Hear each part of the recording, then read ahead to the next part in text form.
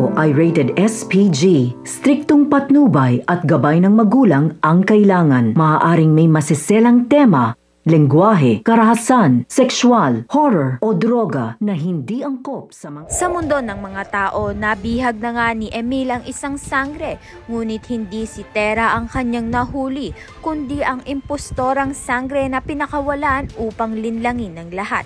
Sa kabilang panig na balitaan ni Pirena na nasa panganib ang kanyang pamangkin, agad siyang nagtungo upang iligtas ito, ngunit sa kanyang pagdating ang impostorang kanyang nadatnan. Hindi man niya alam ang buong katotohanan, niligtas pa rin niya nga ito dahil iniisip niya ang kanyang pamangkin na si Tera ang kanyang nasagip. Sa kabilang banda naman nga ngayon na hawak na nga ni Mitena ang kambaldiwa ng mga sangre. Siya na nga ngayon ang kinikilalang reyna ng mga ito. Dahil dito pinilit niyang ipaalam sa kanya ng mga kambaldiwa kung nasaan nga ang sangreng tagapagligtas. Sa huli na bunyag ang matagal nang inaalaga ang sikreto ni Imaw.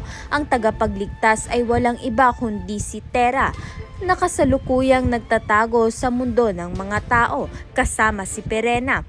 Hindi na nag-aksaya ng oras si Mitena. Pinili niya sina Olgana at Vishdita upang tumawid sa mundo ng mga tao.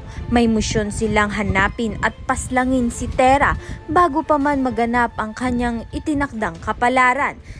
Kaya naman nga't yan at iba pa ang dapat nating pakaabangan. Maraming salamat sa iyong panonood.